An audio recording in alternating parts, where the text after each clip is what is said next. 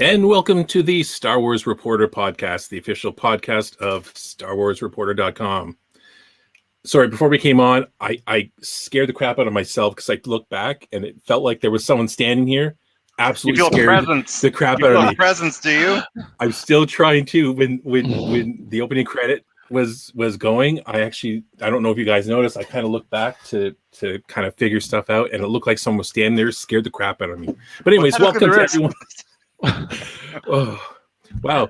Thank you for joining us. We're actually streaming on 3. We're streaming live on Facebook, on YouTube, and we're trying this Twitch thing out. So we're big in demand then, aren't we? Yeah. Huge demand. Demand, yes. Don't look at the numbers. They mean nothing. It looks like a negative, but yeah, it's probably... Well, actually, we've overflowed on all the other outlets, and it's come back to 0, and that's why it's spilling over onto these other mediums. It's true. People are very excited to listen to old hairy guys talk about Star Wars, and you know, and maybe on Twitch there's some kind of fetish for it. We will find out. So, but anyways, I thank everyone for joining us. We're kind of disappointed that Jen wasn't joining us tonight because we're going to be talking about one of the prequel movies. Tonight is the Phantom Menace. Phantom. And we were just saying the Phantom Menace Yipee! is her original trilogy. So we're a little disappointed, but maybe we'll see her next time. So, but hey, let's get introduced to the group here. We have Jason tonight. Revenge of the How's Jason. it going, my Porgs, Ewoks, and Gungans? Porgs. And we have Trooper Todd. Oh, Phantom Menace. Let's see your Emperor impression. You just put me on the spot here, dude. I know. Destroy them, all of them. That was terrible. I'm sorry, but that's it. Sorry. That's one of the big lines from the movie, right? From the trailer. I remember watching the trailer when episode 1 first came out, right? The trailer, you're downloading, it took 3 days to download the 30-second trailer. I remember that one line was like, destroy them, all of them. I just like that line. It's one of my favorite lines from the movie. Yes. And your impression was great. Well, thank you. Don't let Jason was great. Was it good, Jason? I'm speechless. You thought I was Emperor Palpatine, didn't you? Yeah. I really thought he was with us because Steve promised. But anyway, I don't pretend I'm good at anything, so there you go. That's what my wife tells me. Oh. So, anyways, let's get. Actually, before we get started, make sure you guys subscribe to the channel, all the channels, and help us build the community and support us. Also, you can follow us on Facebook, Twitter, and Instagram. And I will say again, there is no booty pics on Instagram yet. Not yet. We're working on Jason there. We're working on Jason there, but you know, right. One day. He's a tough nut to crack. Wait, should I say that? Tough nut. Anyways, well, there'll be some special announcements later. Giggity. All right. But anyways, guys, the Phantom Menace. We all watched it again. Last night? Yeah, and I think I watched it yesterday afternoon. It's probably my first time I've seen it, probably easily in 15 years. So it's been a while. But now, again, one thing I've been told many, many times, they say, not that I have a photographic memory, I can't remember names, but man, I don't forget movies. Like, I was repeating half the lines. If I see a movie twice, I pretty much know the movie backwards and forward. I don't usually forget anything. So it was a good eye-opener just to refresh myself, but I was surprised at how well I knew the movie and what was coming up next, and not going, I don't remember that. I remember everything exactly how it was laid out. So, yeah. It's kind of funny that for a movie so lambasted for, not the greatest dialogue, it is kind of memorable dialogue nonetheless. Infamous, maybe? Well, I mean, I just remember when the whole hype when the prequels are going to be coming out, and that was the first time, because I mean, we were all pretty young when the original trilogy came out, but that was my first time seeing people stand in the empty line for a week before the movie started. There was a guy at my local EB Games. I guess it's GameStop down in the US, but he did himself up like Darth Maul right? No one had seen Darth Maul, it was just in pictures, and was one of the people standing in this lineup for days, done up like Darth Maul, just the makeup. He had normal clothes on, so it was really funny. And he was like a 6.5 foot tall Asian guy. So it was just really funny, right? So it was like all this hype to get into it, and that opening crawl, and I just remember that whole feeling. So I mean, let's start with you guys. Well, let's talk about the fact when the trailer came out. It's the first time when the last Return of Jedi came out. Was it, correct me if I'm wrong, 85, right? 85, 80, was it 85 or 86? 83. 83, Return of the Jedi was 83? Yeah. Holy crap. Okay, well, yeah, think that's what, 99? That's how many, that's a long time to wait. And now a new Star Wars is coming out. I just remember that, again, I remember at my buddy's house, I wasn't lying. He was trying to download the trailer. It took him like a day and a half because the internet was very slow back then, right? Now you're downloading video at standard definition. It took forever. And I remember you'd start playing it. It would only play like seconds at a time. So I remember getting 10 seconds in. Like, it was so exciting. Seeing the logo, the Lucasfilm logo come in, like it was just so exciting. Yeah. And I remember being hyped about it. And I remember I was doing a golf tournament. I was filming a golf tournament. I worked in TV, so I was filming a golf tournament up in Campbell River. And I remember my wife came and saw me, and that Friday night was the premiere of Phantom Menace. We had a brand new theater, seven theater building just built, and it was the first movie being shown, and it was Phantom Menace. And so I had to be the first one. I went to a midnight showing with my wife, and I was so excited. I sat down, the opening credits went, and then boom, it started. And then yeah. So that I just want to talk about the hype and how I felt going into it. I was like, expectations. There was expectations were through the roof, right? I was going into this like saying this is gonna be the greatest thing since sliced bread. I had a similar. Actually, it was the event I could have dreamed of when all my friends, like we literally, oh my God, like 15 or 20 of us, something crazy, and all hanging out before. And like you said, like downloading the trailer. And that's I think one of the most successful trailers like of all time.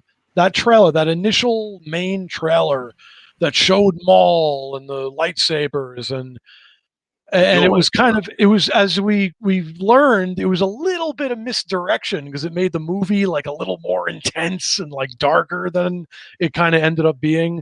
Like the battle droids were really skeletal and evil, and you didn't hear the Roger yet. No, exactly. But I had a great time when the Phantom Menace came out. I saw it like 9 or 10 times. I saw it like 5 times. I saw it like 5 times in the first 3 or 4 days. And I went with different groups of friends. Some of my friends accompanied me. We were just all out. And that first midnight showing was maybe the most memorable movie beyond being a kid and seeing the originals. But as far as just in my adult life anyway, and hanging out with friends, there's no question that midnight showing was like the event of a lifetime for a movie. Like we had the whole theater was just going nuts and having fun with it. And, we had a blast. It was like going to a concert. It was like we went in the park, we're hanging out in the parking lot and, like partying. Yeah. Like it was crazy, but it was like seeing a concert. So yeah, Steve, I do remember midnight, right? It was the midnight showing. I was very excited, right? It was like that whole nostalgia that 6-year-old came back. That's the cliche I guess everyone's been saying nowadays. But yeah, I just remember it was kind of all this hype and any little episode 1 thing that I could get, like merchandise, right? Whether it was like I wish I had them, like McDonald's cups. God, that scares me every time I look. Like there was these McDonald's cups or like little toys. I was just gathering them up, magazines, looking at the pictures, and the hype all around it was just crazy. And I remember going at midnight, and that was the first time I'd been to a movie where people came dressed up, and people like dressed as Jedis and stormtroopers, and bringing the lightsabers. And I remember, not for this movie, but for the second, no, it was The Force Awakens, which is really funny. I was waiting in line for The Force Awakens, off topic, And then someone from the movie theater comes out to the line and says, okay, if you have lightsabers or like, what she say, like ray guns with you, you can't bring them in. You have to leave them behind. It's like all these people were leaving the line. And I remember my oldest daughter, she's like, wow, really? Like, but anyways, yeah, I was really hyped about that. And I think I said this before we went live. Just that whole, the crawl, when that crawl first started and everyone's cheering right at midnight, and everyone there's a fan, giant Star Wars nerd, so there's not going to be any fooling around. No one's going to be talking through the movie or acting like an idiot, right? And I love those nerd movies at midnight because everyone's serious, but all the excitement and cheering and just seeing that opening scene with the ship, and yeah, it was just kind of like, here we go. Yeah. So I was talking about my hype going into it, and then it was actually watching the movie. And I know when I remember the feeling so well. I didn't watch it 5 times. I only watched it once in the first run in the theater. And I know it's not that I didn't like it, because I did like it at that time. I was blown away with the visuals. I was like, holy crap! I can't believe he pulled this off. I really can't believe that George Lucas really pulled off this amazing CG, and just how everything blended so well, and everything would look so clean, and looked so good. It was like top notch, and that really impressed me. I know there was quite a bit of disappointment because it just lost something. You know what I'm saying? Like, it just, like, I don't know, it missed that kind of Han Solo type character. And I was really impressed with how Jar Jar Binks looked, but I know I was really, really, really disappointed on how I thought that he just was annoying so much, right? He was so annoying to the point where I thought he was distracting. But again, it was all very forgivable because it was so great to have Star Wars on the screen again. It was great. And the Darth Maul scene, the lightsabers, everything looks so fantastic. But that was 1999, Todd. 2000, we watched it yesterday, and 2021, Todd looks at it much differently now. I've evolved as a person, and what my criteria is, what classifies movie making sort of thing. As being a bit of a movie maker myself and filmmaker myself, I learned lots, and so there's certain things and certain rules that I think I have to apply to movies, and so my opinion now might be a little bit different than it was the first time watching it, possibly. Right. Well, go ahed, continue. Like, I'm. What was it? What about you guys? You guys? So you were no disappointment at all. You loved it right off the top. Both of you guys. No questions. You just ate that food, and it was awesome. I had my reaction. I would say, if I could break it down, just to say before we really get deep into it, the initial reaction for me was about 75% or so. I don't know. Okay. Of euphoric, awesome, and a good chunk of being a little weirded out by. I was a little overwhelmed the first time with Jar Jar. I didn't really know why at the time. I know a lot more why now. And in the years following.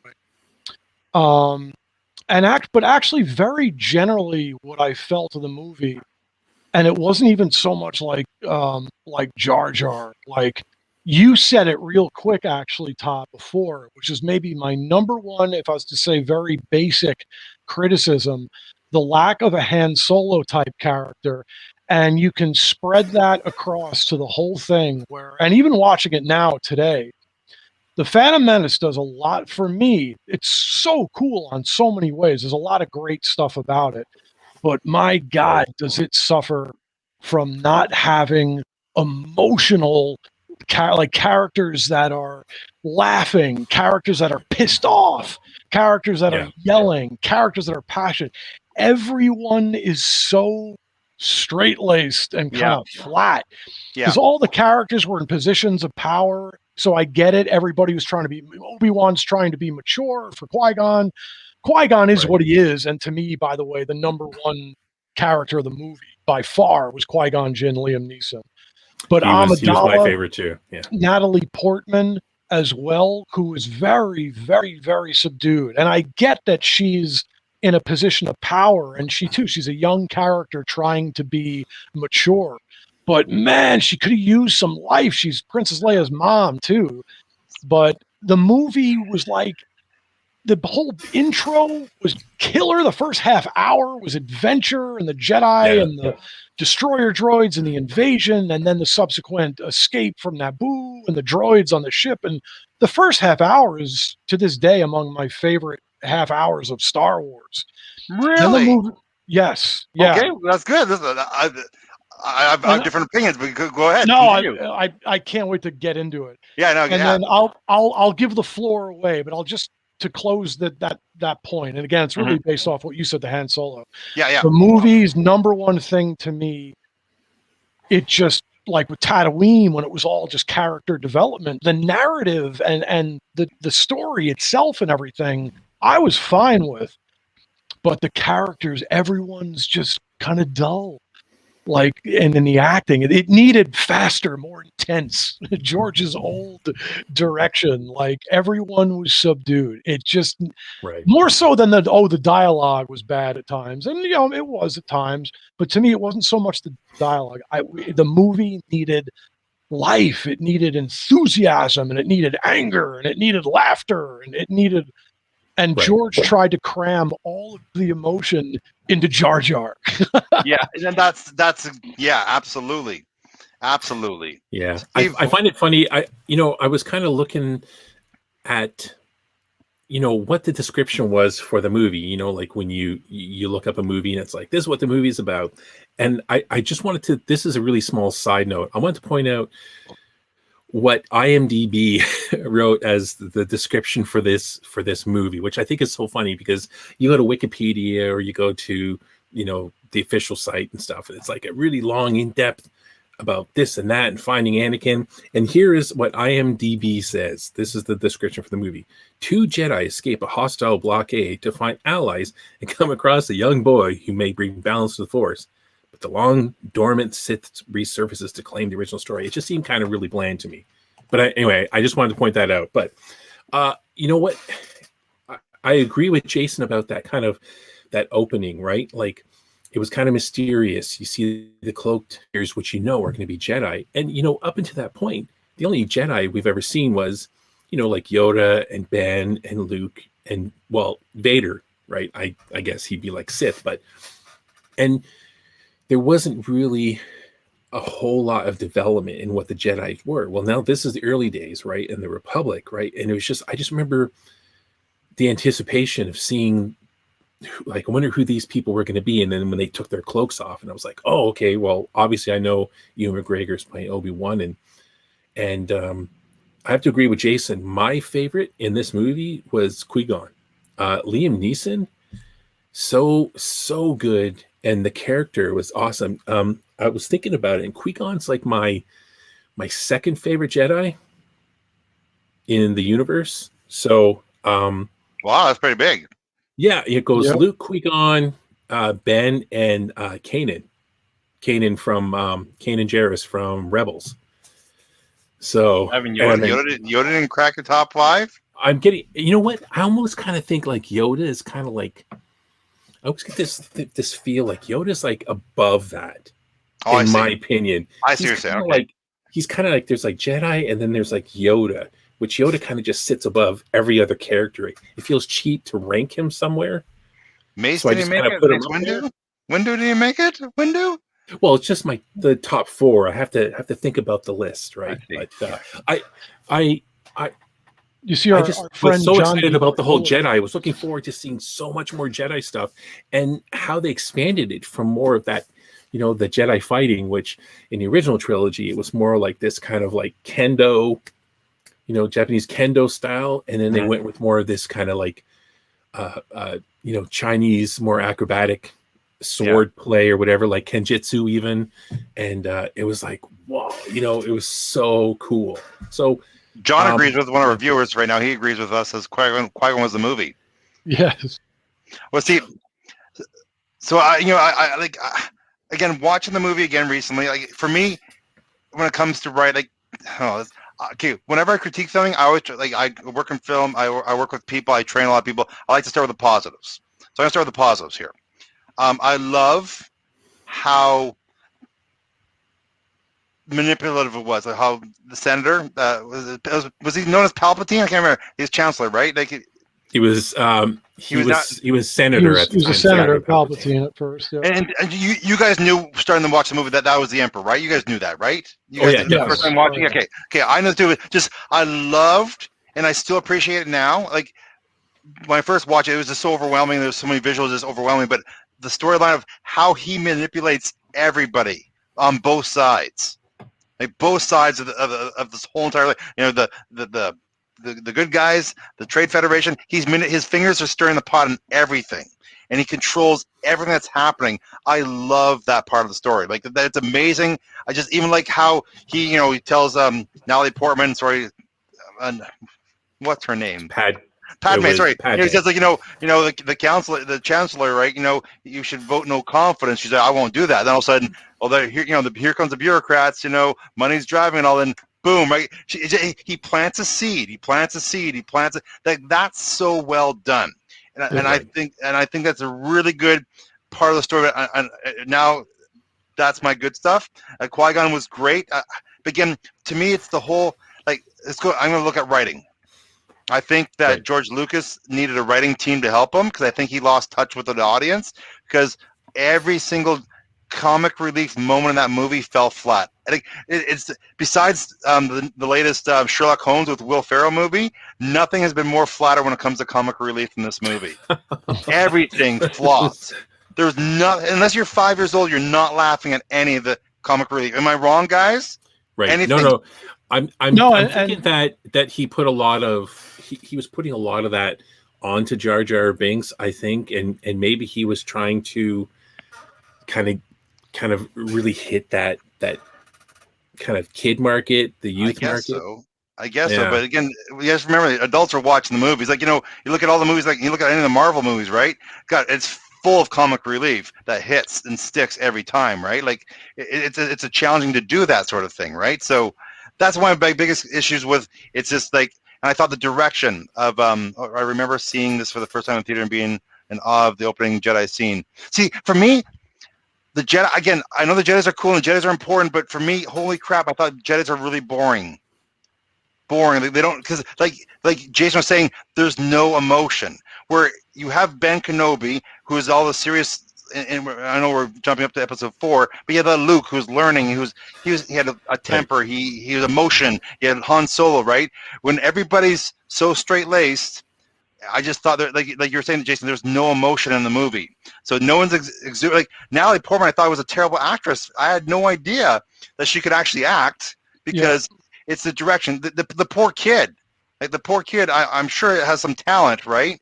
And he come across as really stale, and yippee, and I it's hard to blame anybody else but the director. Like George Lucas had full control of this production.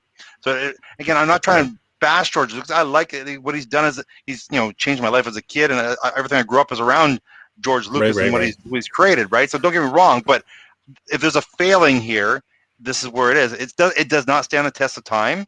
And I just thought, well, you're talking about the beginning. I agree with you that everything happened, but everything was so easy and just happens for the sake of happening so I can show off CG. Like going into the pod underneath through the earth, the core, the planet, and there's one monster, there's another monster. Right. Any monster shows up any monster shows up in the Star Wars universe had a purpose.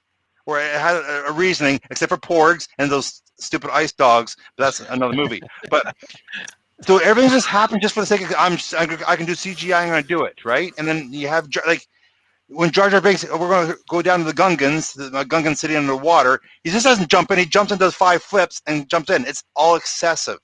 Just why would he do that? Why would he do that? It makes no sense. So it's just all distract. But again, when I was in 1999, wow, look at how good that looks. Now I'm going, oh man. Right. I mean, I have to agree with you there. Like some of this CGI I was thinking about when I was watching it again, like some of it doesn't hold. And, back in, when it first came out, it was kind of brand new, right? It's like what George Lucas has always done from his movies is he's experimented and done things and this and this and that, right? So when the original trilogy came out, he was doing stuff in this movie that no one else had ever done with special effects.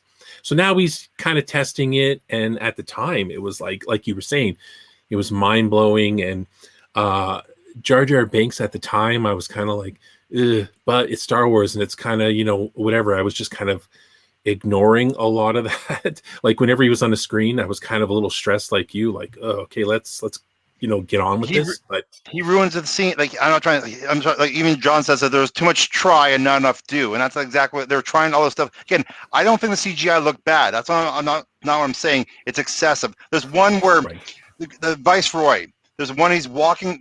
They invaded Naboo. He's walking. They're walking down the hallway, and he's in a robotic chair that's walking.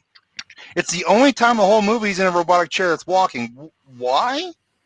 And later on, that walking chair has Senator Palpatine, the Darth Sidious on a projection thing, and it's why? It just makes no sense.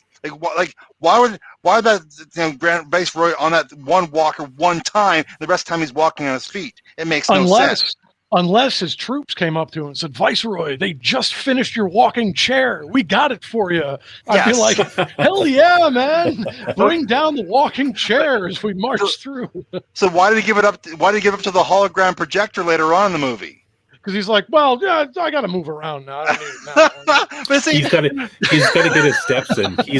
He has got to get his steps in. You know what I mean? Again, it's just these are the little things that just like nowadays. Like this is 2021, Todd, looking at the film going, it just takes away from the story. You know what I'm saying? When it's distracting and takes away from the story, it's not like as John said, there's so much try. I'm going to try this again. And George Lucas paved the way. Like because of George Lucas doing Jar Jar Binks, they brought us Avatar. That brought us any of the Thanos. Right. It brought us Thanos. Like because of that, right? He broke the ground with that. And so you got to tip your hat off to him. Just that, unfortunately, he wrote a really terrible character that really kind of, I thought, hindered the movie on my watching it. I've defended the movie so much, guys. I've defended Phantom Menace for so many years to all my friends who thought it was trash. And it's not trash, but again, there's so many things where I see the valid points where it makes it a flawed movie because of the stuff they're trying to do that they didn't need to do. They're doing just for the sake of doing it. Anyway, that's it's funny that I hadn't thought of that particular when Jar Jar, when they go down under the water to, what is it, Uta Gunga, I think the name of those. And when he does it, he jumps up, like you said, and he does like 100 flips into the water. Yeah. What's funny is I'm so used to the movies. I've seen it 100,000 times. I'm used to that, so I don't really, but I do remember, I think even when the movie was new, I was even like, well, all right, it's a little ridiculous, like. So some of what you're saying, I hadn't even really thought of because I'm so used to seeing it. But yeah, no, it's definitely a valid point. And Jar Jar's known for being clumsy, but executes a triple flip in the air. Right. It's your experiment. For me, it was kind of like about halfway through the movie, I started thinking to myself, oh, this is going to be very, very political. And that's what it is. You're kind of jumping in to it's kind of like them getting from A to B to C, and it's all political, right? Like the Trade Federation is kind of like what do you call that? Like surrounding the planet, not letting people come and go because they're trying to pressure Naboo to sign some kind of deal. And I just wanted something other than that. I'm not sure what I wanted. And I think that after the movies came out, I kind of like poo-pooed about that for years after. But, it's kind of weird because I think he was trying to make something for it to be different as well, like the prequels, right? So the universe is not under the control of the Empire. It's still kind of, there's Jedis everywhere. They've got, Coruscant, and it's just all kind of like this, this everyday in universe. And I just don't, thinking about it now, I mean, you're right about how a lot of things were just kind of like very serious all the time. And everyone was, I can understand the Jedi being that way, but everyone else should have been a little bit more loosey-goosey, or maybe just have some personality. Like no one had personality in the movie, right? Am I wrong there? Except for even Darth Maul was very, just very monotone. Everybody was monotone. Right. Yeah. And the thing, like, when I've watched it in the last couple of days now, that point was really reinforced to me. And for me, like a lot of things we're talking about, and it's good points that I hadn't thought of, like Todd, what you're saying with the excessive stuff, because I'm so used to seeing it. That's a fair point. To me, a lot of stuff in the Phantom Menace, I think the general public that did kind of bash it would have been forgivable had you had those more engaging and lively characters. And Jar Jar stands out all the more because of that. If you had Amidala with more life and she was fiery and pissed off and you just had characters that were Jar Jar wouldn't have stuck out quite as much, and I think hence wouldn't have been quite as annoying. Everybody was annoyed by him, but he was annoying because everybody else was so quiet around him. And I thought of this. Remember when Lucas always said with The Empire Strikes Back, he said at the heart of the movie there was Yoda. And if the Yoda puppet wasn't successful, the mighty Empire Strikes Back would have crumbled. It wouldn't have worked if we all pointed the puppet to nothing. And the thing I thought of, and again, too, I hate to bash on the poor kid because at the heart of what we're talking about, and not fair, I know, on a little kid, Anakin was pretty, mostly to me was, and to a lot of people I think was pretty bad. Like the line delivery, and like we said, there was no make the kid even more pissed off, make him more upset, give him something like the line delivery. I wish that Anakin just to cap off my point, and I'll shut up for now. Yeah. At the heart of the movie, you had Anakin Skywalker. Really, you had the Phantom Menace. You had Palpatine, as Todd said, like manipulating, which is really the overall kind of thing. But at the heart, in the center of that movie, you had that kid. You had Anakin Skywalker. And as much as anything in the movie, his line delivery was like the worst thing about the Phantom Menace. And that's what sidetracked the movie. Mostly the number one thing to me was that the kid, it's like, you needed a better performance. You needed George in there, or you needed another actor, even with all due respect to Jake Lloyd. But the heart of that movie, Anakin, was the dialogue was tough. He was tough. And see, that's what I'm saying is George's fault, because he's a director. You look at Back to the Future, you look at Apocalypse Now. Harvey Keitel is the main character. He wasn't working after 2 weeks. They fired him. They brought in Charlie Sheen. You look at Back to the Future. They had Eric Stoltz, was not working out. They brought in Michael J. Fox, right?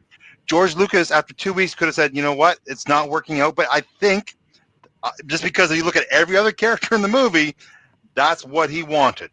And I'm sure that exactly how everybody acted and everybody performed every scene, that's what he wanted. I know, I watched behind the scenes. They cut out certain, like they'll do like 3 takes and they'll blend 3 takes into 1 take because he wanted the best of the best. So he went here and selected every single syllable that was announced because that's what he wanted, right? So I just wish that Anakin, the actor that they chose, was closer to the same age as Padme? Natalie Portman. Yeah.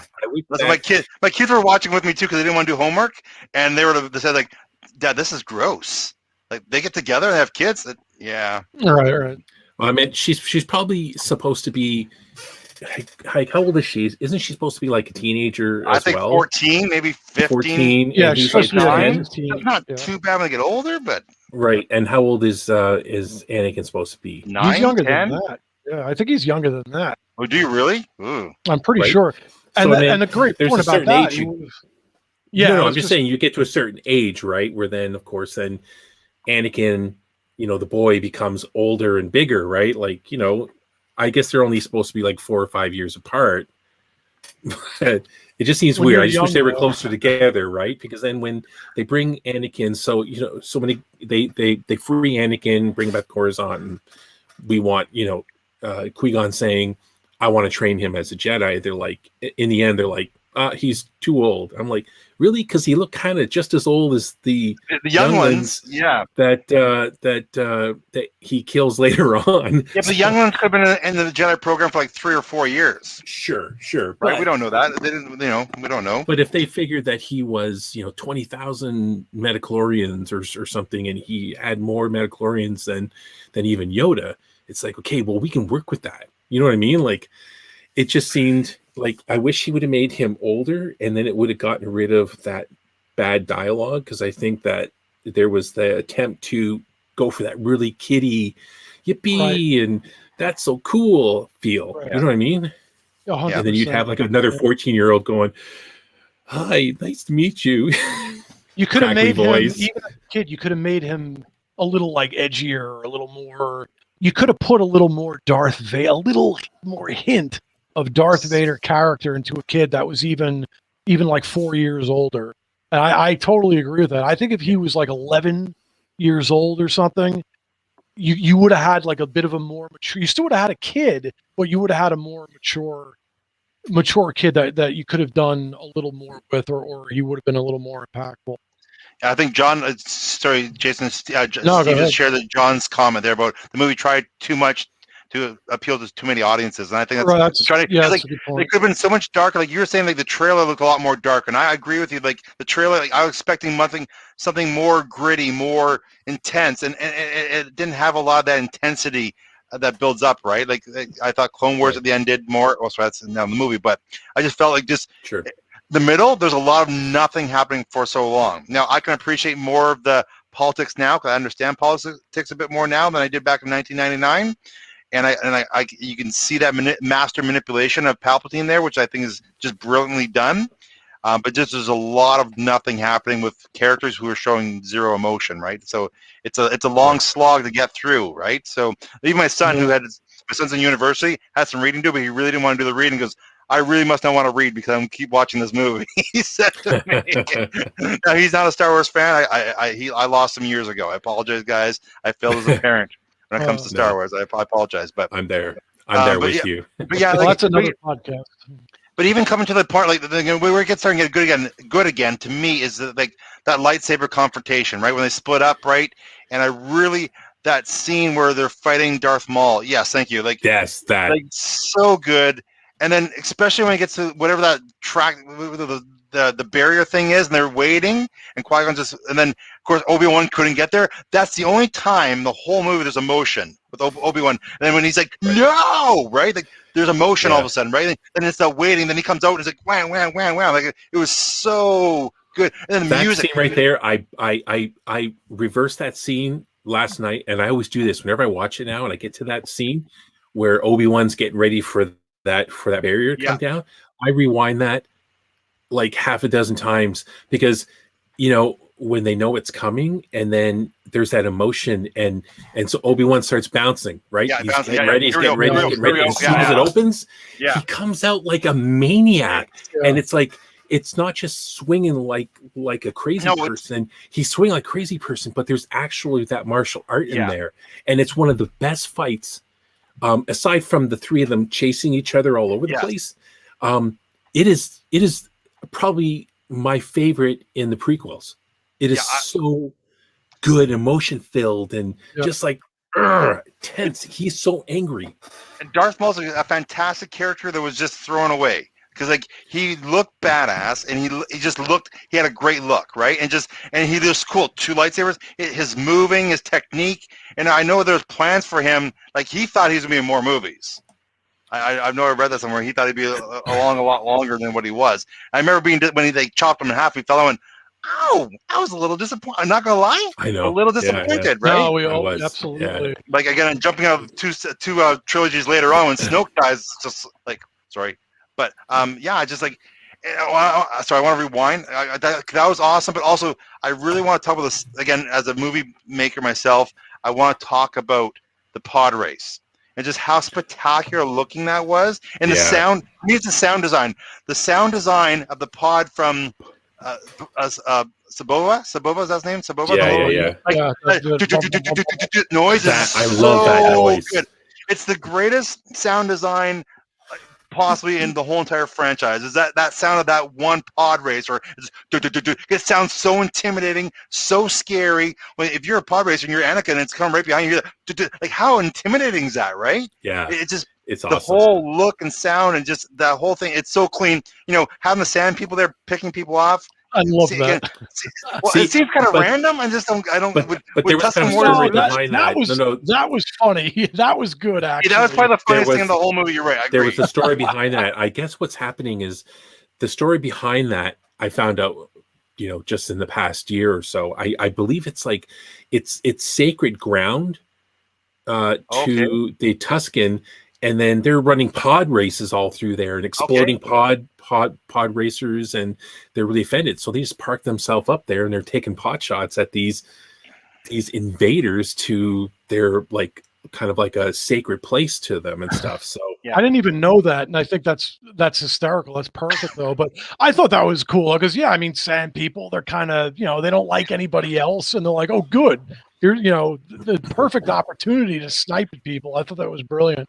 I actually was thinking to you, Todd, about this, just thinking about the filmmaking and story and talking about the pod race. So here's a couple good things I'll say with Anakin. Actually, that pod race, and again, I'm curious for your opinion on this, Todd. If you took the pod race beyond, and you're right, the sound effects, forget it. It's among the best sound effects in all of Star Wars were in that thing. Absolutely. Dramatically, from beginning to end, I thought that was a great bit of storytelling. You had Anakin stalled at first, and you had tension throughout because he's trying to catch up. So you have Anakin trying to pass everybody while Sebulba's taking everybody out, and it builds and builds and builds, and they kind of confront. I'm like, the pod race was a whole little story that played out, and I'm like, and Anakin actually, now with the helmet on and using all the gadgets and trying to get the pod race to work, I'm like, there's Anakin Skywalker. That works. And the kid pulled it off really well because you could really not pull it off, but he looked like my favorite part when the cable breaks and he uses a little magnet thing. The look on his face, right? Like he's selling it. Even he's trying to start it, right? He it's not like a comical. It's like, he's like, okay, he's troubleshooting, and he looks like he's troubleshooting. And to me, it looks really natural, believable, and where probably his best performance in the whole entire movie. So even when he's flying the spaceship, he pulls that off really, really well, I find. Like, just the whole movements, the acting, the dialogue, and how he delivers it, maybe not so much. Like, now this is pod racing. But again, that comes with writing and comes with direction. So I blame the director for that 100%. I like the whole pod race. Again, it's that George Lucas's love of fast cars and racing, right? So it's like, A New Hope. It was the Trench Run. Empire Strikes Back. It would be like the hot speeders, and then like Return of Jedi, it would be the speeder bikes, right? So now you have Episode 1. You have pod race, right? So you get to even see it from the perspective, right? Going through all those little nooks and crannies, and you're approaching people. It's so well. It's so really, really, really well done. And really, I remember one of my friends who kept complaining, like, "Oh, it's like a video game." Well, they're trying to sell video games. Well, okay, but it like Jason, you're saying, it really, really worked. It told a little mini story. It helped build Anakin and showed it the fact that you can say he's really good and he can fix anything, but here you're showing him how good he is and how he reacts to a situation, and the fact that he can think on his feet and nothing really flusters him, because he didn't seem flustered at all, right? Like, he was calm, cool. And just got things done, right? And it was that, again, I like to promote stuff I really liked, and that was really, really well done. And like I said, sound next to the TIE Fighter sound, that Sebulba's pod race, it's just amazing sound. Well, let's actually look at. I just wanted to touch on the Gungans, right? The Gungans themselves, right? Because we're talking about Jar Jar, but Jar Jar seemed 100 times different than the average Gungan, right? Like, they all seem to have. He was banished. Yeah, he was so different for being clumsy. Right. And the rest of them, you know what? They kind of did that story where the two people on the planet needed each other and they worked together and they ended up. But the Gungans are the warriors of that planet. Like, if it wasn't for the Gungans, it just seemed like the Naboo people, with Queen Amidala and stuff, they just seem kind of like more pacifist as the military. Even look at their weapons, right? Their weapons don't look intimidating. Their ships don't look intimidating. They're like, they throw giant blue balls at you. Yeah, like, but I'm not talking about the Gungans, but like, I'm talking about the Naboo people, right? Their guns, right. There's just nothing seemed threatening about them. And so I think you're right, Steve. You're bringing up the point where they are the warriors, although they have those big, huge, random EMP balls, which was weird. I don't know where it came from. But I kind of like the whole message. It's like they were kind of going in there as the bait, so they were going to take a beating, right? Because they knew it. Army, and they knew it, and they go out there and they fought and they did this as much as maybe Jar Jar was created as this goofy character. The other characters, they might have talked all funny and stuff like this, like different, but they were kind of a warrior race, and they. And I think from what I understand, maybe James was telling me this or someone or I'd read it in one of the RPG books that the Gungans had gone off and become like mercenaries. Like they became famous after this battle for how they fought. So they kind of were used as soldiers or mercenaries or bounty hunters and stuff like that. Not all of them, but they became famed where some of them left. So I think I was reading that in the Fantasy Flight Games RPG, but my issues I had with the whole Gungans, I really didn't like the leader, the king. Why is he like when he's mad, he goes when he's happy, this is just again, it is another excessive thing that doesn't need to happen because it doesn't make any sense for purpose wise. But it was kind of a kiddie thing. Yeah, another thing I really didn't understand was when the Gungans left their sea palace to go hide out in the forest. Don't you think it'd be easier to find them on land than it is in the water? Yeah, I don't know. Like Jar Jar was saying, it's a place. It's like a sacred place. When there's trouble, they go and they kind of meet there. So basically, it's like everyone heads for the hills, but they all know that they're going to meet in a secret spot. But maybe easier to find on land than it is underwater. Like last I checked, the droids don't go underwater too much. But I think by then though they were like, they knew. But I'm trying to think because it wasn't by then though they kind of knew there was going to be a battle and an attack, and they just kind of grouped there, and then the battle went from there. They were in hiding. Yeah, they were hiding. I guess earlier on he said they're in hiding. That's right. Yeah, he said they're in hiding, so they went there and they pleaded with them to join forces. That's where Padme did a little speech, right? She came forward and revealed herself, did the speech about we need you guys. And that's where she proved to them that she bowed before them, so that they're not better than the Gungans. So that amused him. So he said, "I'll join you guys." Right, and that's what I mean. Like I think that everyone, including the Federation, right, with the droid army, they just didn't think of the Gungans. They're just kind of like, they're like these underwater people. It's not a big deal. They might have gone down and had a look, and they had evacuated the city. Yeah, because I think Jar Jar said it looks like there was some fighting going on. Oh, he just said so it doesn't really bother me. Like, it's their world. You'd have to think that they would know places they could go that wouldn't be so easily found. That doesn't really bother me.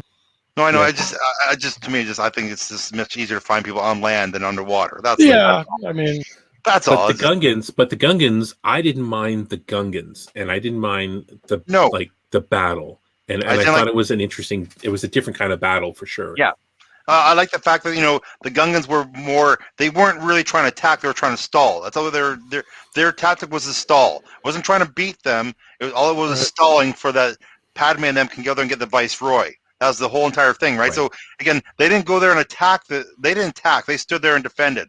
That's all they did. And the droids came at them, right? So that it was a great tactic, and because them attacking the droids would make no sense because the droid army was much bigger, right, and stronger, and so I like the fact they took the dense defense approach, and it was pretty good. The smoke and mirrors, the whole bait and switch sort of thing they're doing. They're hoping that the Viceroy would be not protected so much, and it was good. So I was just kind of looking at my notes here. Now, Anakin's pod race in space. Yes. What did you guys think? And I think again, it was just kind of like I feel that there was some kind of, it was supposed to be quirky, humorous, that Anakin was in this fighter that was on autopilot, bringing them out into space. I kind of was like, okay, I get what he was trying to do there. And Anakin was supposed to be, you heard Anakin was a great pilot, but I mean, he's 10, and everything he did was accidental. Everything we did was accidental, yes. It was all accidental, right? He was like doing this, doing that. It was just blind luck or the Force. I mean, who knows? Yeah. Even inside when he crashes inside. But even how did he get inside? Sorry, Jason, I don't get a point. No, it's all right. His ship, like, he tilted up and just went like right into the hangar. Like, yeah, I know, but isn't there like a shield that don't you need sort of like technology to get in through that shield, or when you just crash on impact into the shield? I don't know. I was looking at it as in, I think they destroyed. Actually, I think they destroyed the shield because they were saying nothing can get past our shield. Yes, exactly. And a couple of the Naboo fighters though did take out, like on the Star Destroyer, the shields were like the round. I saw the round shield. I saw that go off too. But again, a couple of Naboo fighters took that out. I did see that. But again, they didn't say the shield was. You know what I'm saying? Like, it just when it comes to writing, I have a problem with things just happening for the sake of happening. That's all. I think somebody did though. Nobody said anything about the shield went down at all. They said we can't get through the shields, and all of a sudden he went through the shield and landed in their spaceport. But what if they were just shooting, right? Like it's shield against blasters. Yeah, I was just thinking it was like maybe shields against blasters, but he just accidentally found a hangar that was open. I always assumed that there's a shield because what's keeping things from going out? It's a shield, right? If you play the video game, there's a shield. Like I played the Star Wars video game. I played oh crap, what's it called? The Shadows of the Empire. I played most of the video games where you have not role playing, but your characters and all the battlefronts. And they seem to have a shield in front where you just can't just get in. You have to deactivate the shield. And I thought there was some kind of programming in there that will open up for the right vehicles. So an enemy just can't come in, because why wouldn't every movie? Why wouldn't this go inside the hangar and blow up the ship every time, right? That just doesn't make sense to me. I'm gonna see if I can get to that part now, because I'm pretty sure, as I recall all that, 2 Naboo fighters. Yes, they shot. There's a dish, a satellite dish blew up. I saw that. Yes, I saw that. So I wonder. It happened before then, but again, just like it should have been like inside with the Trade Federation, our shields went down. Then that makes sense, right? It's one line to throw into the movie where it now makes sense, plausible. I'm just analyzing. I'm sorry, I'm overanalyzing things. No. That's what we're here for. That's my one issue with it is, and Steve saying, was the Force, with the luck, for a guy who's an excellent pilot, the kid didn't die, but again, it did seem like a lot of blind luck. But again, it was, and that too is where the movie the direction could have been shifted a little bit, which would have been really cool. And exactly, Anakin, he was like, yippee, and he was like, oh, let's try this, and blah, blah, blah. And it was a little, had you actually, almost like in the pod race, had the kid a little more sure of himself, have him actually like serious, and I would have bought that, okay, he's flying the ship. Yeah. We just saw him go 600 miles an hour through the pod race or whatever. It would have been a stretch. And he was fixing stuff and all intense about that. And we think of him more as a star pilot anyway. So you could have just had that a little more intense with Anakin, and it would have worked. Hey, what do you think, Steve? Yeah. I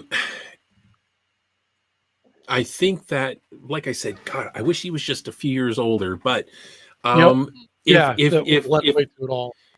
would have worked if he was like 14 or 15 like Padme was. But as a kid, Jason's right. If he was kind of like, because like Qui-Gon even said to his mother, like, he's able to do these things because he has the Force, right? It seems like he's quick or he's this, but he's not. He's just seeing ahead because of the Force. And I just wish if he was that confident. Yeah, you're right. If he was very confident and if he kind of knew what he was doing with this ship, because they kind of set that up, right? Like when they first left the planet, Anakin was up front in the cockpit talking to the pilot saying, and this does this, and this does, the guy was teaching him the controls. So they were still making him kind of like, I guess I hit this button. I guess I hit this button. Like, you know what I mean? Like everything was luck. But if he was just like, I don't know, a little more confident, like, because he was a different kid, it was like, he was so strong in the Force that he was different. Mm-hmm. Creep, like, and that would be that darkness that Jason was looking for, right? That he was kind of like, he was too mature for his age. Where you see those kids are like really mature for their age, and you're like, ugh, that's kind of creepy. Like, why are you so mature? You're 10. Like, go break a toy over here. And he's just like philosophical and helping people and, standing up to Sebulba and stuff like that. You know what I mean? It's like, it's not normal. Yeah. Right, exactly. Yeah. Yeah. No, George could have shifted Anakin a little bit, and I think would have strengthened the entire movie for a lot of people. I agree. But again, where it's easy to analyze it 21 years later, right, or 22 years later, and say what could have happened. Unfortunately, that moment in time, he's making the movie, and being I keep saying, but working in television, sometimes you do something you think's right, and then 2 weeks later, you go, you know what, I made the wrong decision. It happens. It's a learning opportunity, right? So, right. I think you're right, though, Todd. I think that this was the weakest one of the three, in my opinion. I have to watch that. I'm going to watch the other ones. I'm looking for next week to watch episode 2, and I'll let you know. But right now, just from my memory, how my memory serves me, I remember Phantom Menace being the weakest of the end of all of them. But we'll about to see. But just to kind of round this out, what is everyone's favorite part? Like, what is it that made the movie for them in this movie? Like the good thing. Okay, my one good thing I'm going to throw out, to me, the best thing about the whole entire movie was the Darth Maul, the 3-way confrontation of the lightsabers. That was awesome, and the manipulation of Darth Sidious. Just how that's still so cool how he played both sides. Story-wise, that for visually execution, and what was really awesome on screen was the lightsaber fight. Right. Jason? I will yeah, I mean it's almost impossible to not mention the Maul confrontation. It's just so kick-ass, That's right. But I will go with I really, really liked the Qui-Gon with Obi-Wan. For a movie that, again, we talk about the dialogue and the dialogue delivery and everything. Qui-Gon was so much quality. Like, he only appeared in the one movie, and when you watch The Phantom Menace, he says so many cool things, including one of my favorite quotes ever of anything: "Your focus determines your reality." Which I use to a lot of people now, like, "Hey, man, your focus determines your reality," which is a great line. It is. Tweet on them. That's good. His character, and also that he had so much depth in one movie that he used the Force so many times throughout the movie in a way that might have been questionable for a Jedi on the council, would have thought and everything. But him and Obi-Wan together, and like I said, for me, and acknowledging what Todd said, like, which I hadn't even thought of as much until now, like that, absolutely, there's a little bit of over the topness going on, the 2 fishes and all that. But that whole beginning sequence, the invasion of Naboo, at least from the standpoint of Qui-Gon and Obi-Wan, and seeing them in action with their lightsabers, like, I loved that in the beginning when they carved the hole in the door, yes, and that they was zipped cool. away. Yeah. And they fought the droid Decas, the destroyer droids, and went down to the planet, and centered around Qui-Gon Jinn, number 1, with Obi-Wan. Honestly, in the intro of the movie is my favorite parts. Right. Steve? For me, it is everything Jedi, right? It's all the fights in the film, especially, of course, with the fight with Darth Maul, and namely the Obi-Wan fight at the end after Qui-Gon is almost killed in the end. I really again, like John in the chat had said, and what people are saying here, like Qui-Gon Jinn was like the best part of the Jedi in that movie. You know, like I know Yoda was there and Sam Jackson was there and all that, but Qui-Gon, everything, like just, you know, I think his character, his Jedi, was perfect, not having the emotions or kind of like the different kind of points, being angry or mad. He just seemed to be that kind of like really focused kind of Jedi. And it fit Liam Neeson the way that he acts, and yeah, he was larger than life in that movie. Can I make a point? One thing I want to say, like you guys have mentioned how Qui-Gon's your favorite thing. Like, I'm going to be totally honest with you guys. I remember the first time watching it. I just now we're talking about. I remember really not liking him because I didn't know who he was. Really? So I was like, "Who's this guy?" Like I kept saying the whole entire time, "Who's this guy?" Like why should I care about him? Because I don't know him, right? But I know, and that again, that's 1999. Todd. I know when I was watching last night that I really did appreciate his character a lot more and what he brought to the whole entire movie.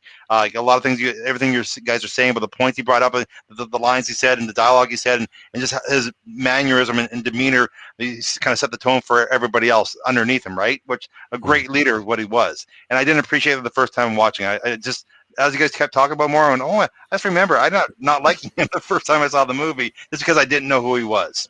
And he wasn't.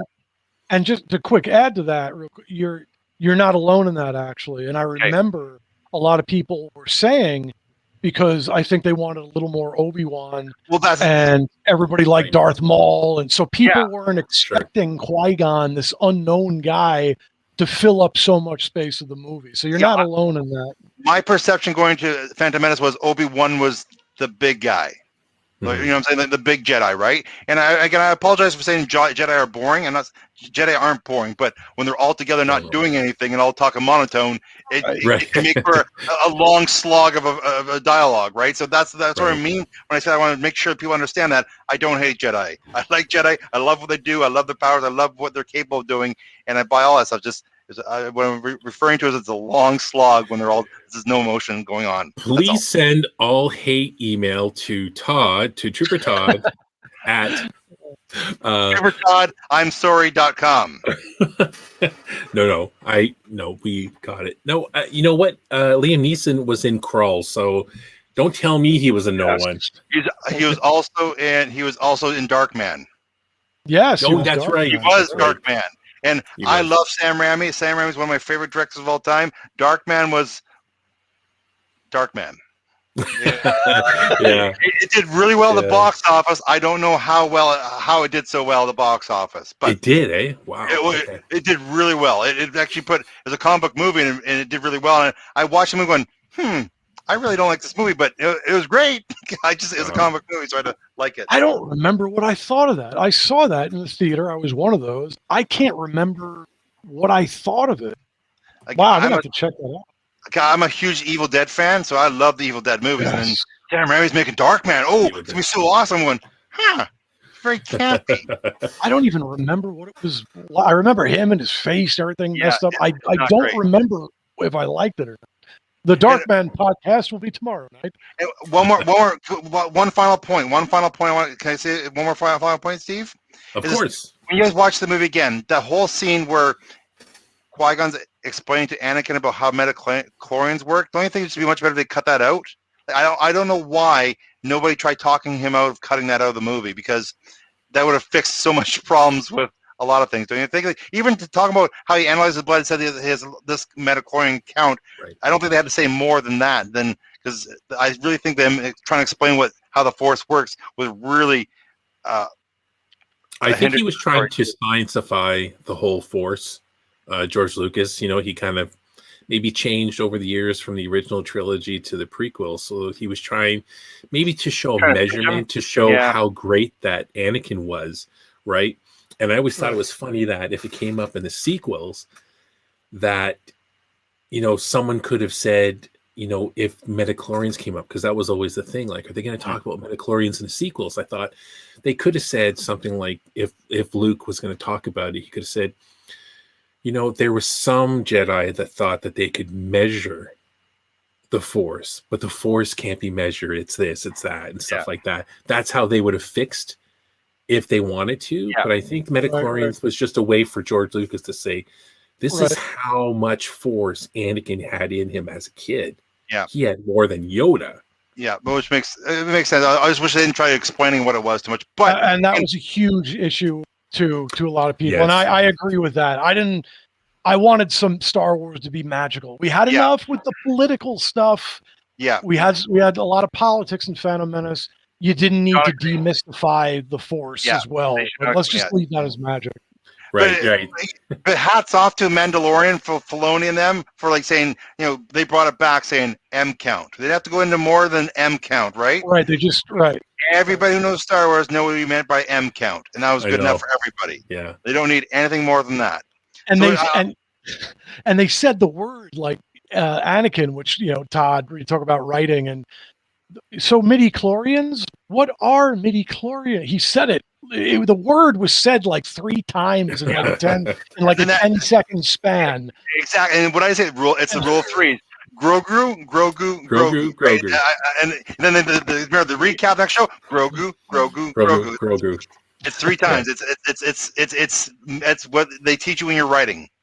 And it's so funny because Hasbro just released this little short. I posted it on StarWarsReporter.com, and it's so funny. It was kind of like the description was, the Mandalorian is helped out by the child, blah blah blah, and it's like, wait a minute. So when I was writing up kind of the brief intro to it, I just instinctively said, Mandalorian helped by Grogu, because I'm like, hasn't Hasbro caught up that he's not the child anymore? He's Grogu, but because it was a recent animation. Well, usually toys give stuff away too early, right? They always give out spoilers and stuff. So yeah, it's nice that they keep some mystery in the toy business. That's good. Right, guys. Well, I think that's it.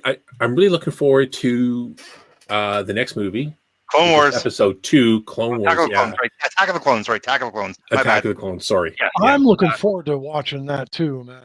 I just remember the ending being so good. I remember loving. When the clones came in the picture, I just remember watching, going, "Wow!" That's all I remember is saying, "Wow." I'm hoping. It's probably been 50. I remember watching 1, 2 when I got 3. When the third come on DVD, the Revenge of the Sith. I remember watching all 3 again, leading up to it. So that's probably the last time since I watched all of them together. So yeah. No, I'm looking forward to that, and maybe we'll have Jen join us, and she can slap us around whenever we say anything negative about it. I miss Jen tonight. I would love to have her defending the episode 1. She would have punched you in the face right through the screen. You can't tell me I'm wrong, though. I'm not saying that. I just like whenever we say anything like this, you can see it in her face. She's just like, okay, you guys should shut up. Let me just say my piece now. It's awesome. Storytelling should not be distracting. That's exactly. And John agrees with us. John, our biggest fan tonight, agreed with us. Come on. He did. He did. I'm at that part. I've got the Phantom Menace on, and the one pilot says the deflector shield is too strong. Yes. And then the 2 pilots just went in and blew out the the round. The round pilot dish. Yeah. But as pointed out, though, there's no line was said, and we've got Anakin swooping around right now. And he just makes his way through without. I remember reading Naboo fighters. I remember reading the Return of the Jedi book when they were coming to the Death Star and the shield was still up. They had to pull up, and I remember in the book it said that all the ships were pulling up, but the last one didn't make it, and it actually didn't make it. Right, blew up. Yep. Right, so I'm just saying. So I'm just thinking if the shields are up, they shouldn't be able to get through the cockpit. Yeah. That's just my take on things. But again, and what happened though? What we were saying though, they showed ships blow up what looked like the deflector shield, but no dialogue. There was no mention of it. Yes. I just think that's one thing would have made it more clean, so people can buy it. It's just weird that the shields are too strong and he gets in. It just seemed weird. That's all. What's funny is, just as a nerd for that part, like I understood just from that thing, because the Star Destroyer, when you blew up the round fixture, you took out its shields. Yeah. So visually, I'm like, oh, okay, they took its shields out, but nobody ever said anything. So most people wouldn't We're you assuming. wouldn't pick up on that. That's all. No, I don't even mean it like that. I mean, you're right. There should have been some. I thought a pilot even said something, but nothing was ever said about it. But it was awesome. Yeah. I thank you very much, Steve, for doing it. I really thought that this would be a fun thing to do, and I really enjoyed revisiting episode 1 again. I do like it. I really do look forward to watching episode 2 and sharing with you guys next week about what we thought of it. Yeah, this was great. And with that, thanks everyone in the chat that took part and tuned in. The millions and millions that have tuned in on Facebook, YouTube, and Twitch. And we will see you next Monday to discuss episode 2, Attack of the Clones, right here. Good night, guys. Good night.